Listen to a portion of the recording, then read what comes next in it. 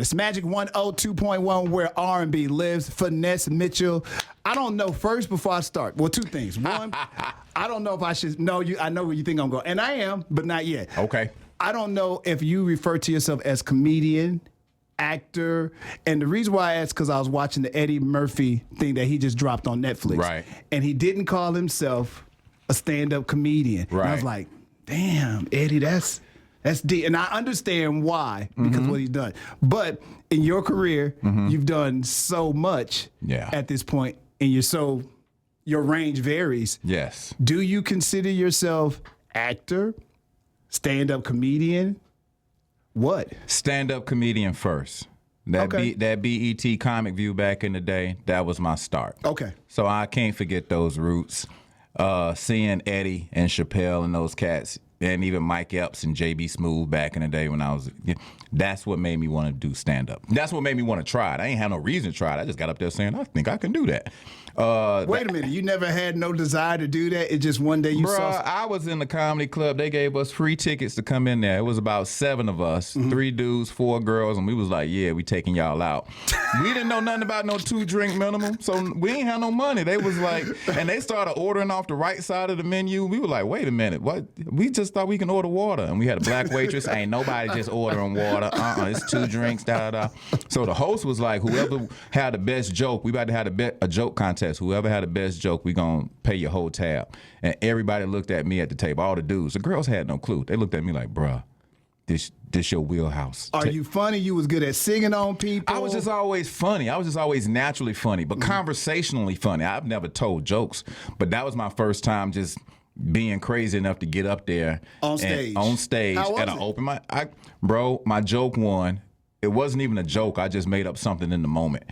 And the dude knew I made it up in the moment because we had somebody that was heckling, and she was an old lady, and he was like, ma'am, if I tell you one more time to shut up, we're going to have to kick you out. But she just kept going, nah, nah, nah, nah. Like, we didn't know what was wrong with this lady, but it made it funny. It just made the show funny. So when I went up there, this one dude told a joke, bomb. This one girl told a joke, everybody laughed. It was a nasty joke, so I can't repeat it. And then when they got to me, I said, hey, how many of y'all went to public school? And everybody started clapping. I said, y'all remember the fire drill? Ding, ding, ding, ding. And everybody started, yeah. I said, and it's South Florida. I said, y'all remember the hurricane drill? And they're like, yeah. I said, and do y'all remember my favorite, that tornado drill? But we didn't have no bell for that. We just had that drunk chick in the back going, and man. So you hear everybody was like, boom, it just exploded, good. Man. Off the top, and the dude like looked at me like, that is good. Hey, man, come back next week. You fast on your feet. Yeah, man. So now that led to like him telling me to come back, and I just kept coming back. Before I knew it, I'm doing stand-up comedy and open mic nights in Miami. And next thing I know, 4 years later, I was on Comic View. So was never your plan? No, man. I was supposed to be a civil engineer. I was trying to get a degree. Okay, I have to ask. So how did your parents feel about this? Like, hey, boy, we sending you to school? They like, you wasted our money.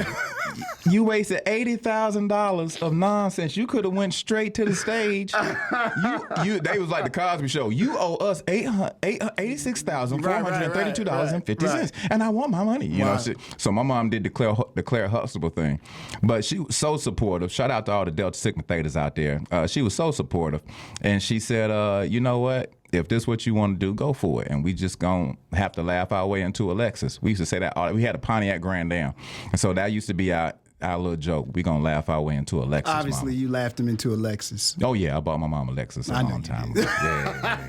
Yeah. Now, how the other stuff, the movies and all this stuff, how that transition? Just doing was it tough? Doing Comic View, I became a favorite, and then I just started doing all the like urban shows. You know what I mean? Mike Epps and Craig Robinson and Nephew Tommy's, all the people. There's a bunch of people that just became mentors, and so next thing I know, I saw myself on TV that very first time on Comic View. I'm like, I'm going to L.A. I'm living in Atlanta. I'm like, that's me on TV. And there was no social media. There was no nothing. Right. But not knowing anything, and sometimes ignorance is bliss, I saved up $2,500. I was like, yo, I'm going to L.A. And my mom was like, all right, baby, good luck. And so Yeah, I was broke and like one of my first jokes in LA was you ever find out you live in a bad neighborhood by watching a movie? I saw Training Day. I was like, wait, that's my house right there. I live next door to Denzel's girlfriend. Man, I lived in this area called the Jungle. But at the time, it was just black and urban. I just thought I had a great deal, $600 a month for an apartment. I was like, you didn't know you was in the hood. I'm killing it. Yeah, it was quick when I found out I was in the hood. When you start looking up and seeing the sneakers on the telephone poles, hanging from the wires and stuff, and then the pigeons and you in that spot. Everybody walking around with just the wife beat a tank top on. Nobody going to work. Sure. Yeah, I'm like, that's where I'm at. You know what? I think I'm gonna start locking my doors and everything else. But it was real cool because people recognized me from Comic View. Everybody was religiously watching that show back then. So they was like, "You the dude from Comic View," So living in the hood. Next thing I know, 3 years after that, I was on Saturday Night Live. Yeah. So my kind of trajectory went quick. 3 years after Saturday Night Live, I was in the movie Who's Your Caddy with Big Boy and Faison and them, and then Mad Money and a couple of films. And the next thing I know, I'm trying to get my hosting on and wrote a relationship book, and I'm writing in Essence magazine and giving relationship advice. And then I was the first person to do a relationship book before Steve Harvey. And then unfortunately, mine didn't get turned into no movie, but mine came out first. And then there's always a chance, brother. It's always, But I'm just blessed to be in the business for over 27 years and be I'm what they call a comedian, a comics comic. People in the business be like, "Oh, Finesse dope." So it's just trying to like bust that door down still, to you feel get like what that you need. after so much success? Yes, because I was just watching Mike Epps do an interview, and he was like, "I want more." I got you. And it's not me necessarily saying I want more, but I definitely want my just due when you just see how the business and industry is shifting to social media influencers. Yes, no doubt. And now you just have to have the audience. You don't necessarily have to have the talent. And thank goodness a lot of the guys with the talent and the audience are rising to the top. But a lot of times, a lot of the conversations are just about numbers, especially when it comes to black comedians. We can watch Netflix all day on whatever program and see actors we've never seen before on the white side. But a lot of times, if it's a comedy and if somebody black, oh no, it's that same group. Oh no, it's the same people. Yeah, that is true. And they don't produce new stars. So that's why a lot of the younger stars are like, I don't even need y'all. They trying to throw money at some of these young influencers, and they like, nah, y'all make me lose money messing around with y'all. Just stopping what I'm doing to do that project. Not hate. What's the word? Do you ever look at it like that's not legitimate? I hate them all. Shut up. You can say, I'm just kidding. No. I know you don't. No, I'm proud of them because even when I came through and I got Saturday Night Live, it was a lot of people that hated on that. It was just like, he just started. He only been in the business 6 years. Yeah. So I'm like, well, how long do you have to wait? You know what I mean? And like one of my mentees who used to open up for me back in the day is Matt Rife. Matt Rife, one of the biggest comedians in the world right now because of TikTok. Now, did he come to me and say, Finesse, let's do TikTok? And I told him to get out my face. I ain't learning another app. And do I regret that for the rest of my life? Sure. Yeah. Am I bitter? Yeah. Do I hate him too? Maybe. No. But the thing is, now I open up for him when he's I just played Madison Square Garden, bro. You know what I mean? Yeah. So it's like everything comes full circle. You get what you put, the energy you put into it. And so I never burn bridges, and I just know that you're supposed to pivot when the industry pivots, and just stay positive. What's the one thing you tell 25-year-old Finesse Mitchell? Don't do drugs. Oh, me. Okay. You know what? I would tell me to definitely go get my degree.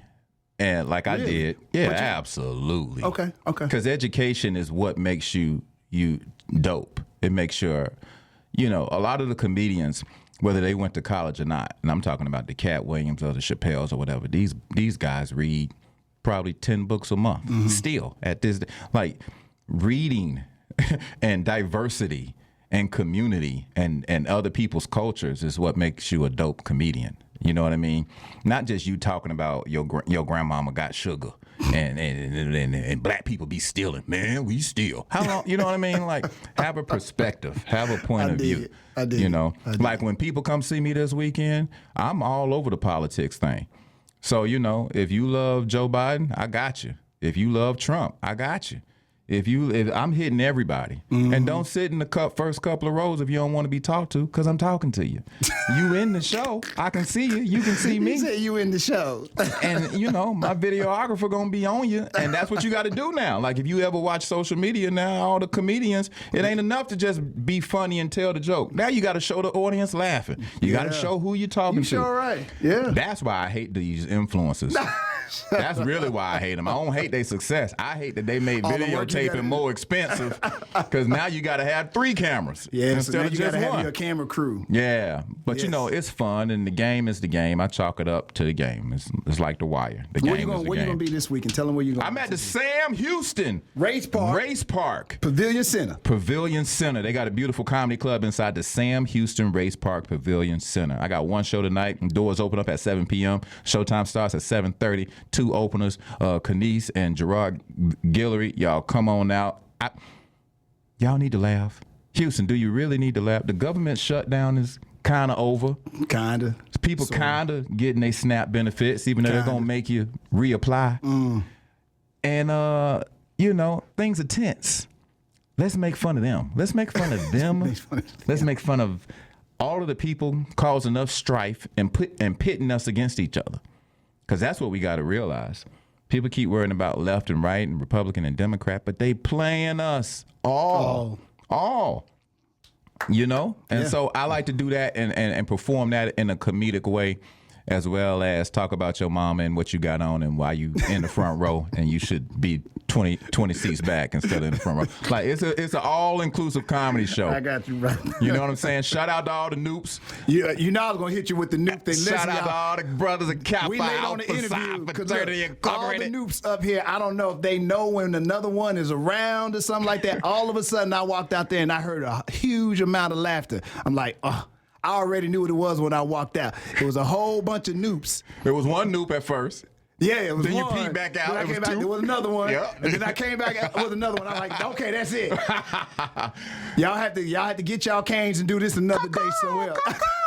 It's like we do the call and everybody just know when a noob is in the building. Let your new brothers know that you are here for sure. Hey, brothers of Kappa Alpha Psi Fraternity Incorporated and the Divine Nine. I'm talking all the Greek letter organizations. And I'm talking to my grown and sexy right now. Y'all didn't have no plans this weekend. Y'all was like, what can we do early and then go out later? Come to the comedy show at 7:30. Let's take these nude pictures. Let's take these meet and greets and get your laugh on. Come date night, girls night, fellas night. Let's do something. And then y'all go out after that and tell me where to go. You know what I'm saying? I'm performing early enough that when we done, where we going after that? I'm in your city. Let's go. Put your smell good on. You know, bathe a little bit. You ain't got to change your socks, but change your underwear. Let's go. And I'll see y'all tonight and tomorrow, if you can't make tonight, at the Sam Houston Race Park Pavilion Center. You can go to finessemitchell.com or shrp.com. And get tickets. You got it, though. You got it, man. Yeah. Finesse Mitchell, brother, it was a pleasure meeting you. Mr. Madd Hatta, I appreciate you, sir. In the hallway, but bro, you a legend, too. No, you a legend, man. You a legend. Stop. You was on the box. Stop. I watched the box religiously in Miami. Stop. I know who you are. I kept saying, why do I know the name of Madd Hatta? And then I looked you up and I was like, oh, no, because I'm old. No, because you a legend. You're a legend. You a legend. You a legend. Do anybody tell you look like the dude from Guy? Yes. Back in the days. Yes. Him and Kadeem. I used to get it. It was hard and heavy, brother. Yes. It was hard and heavy. But you know, I put that hoodie on and I wore it.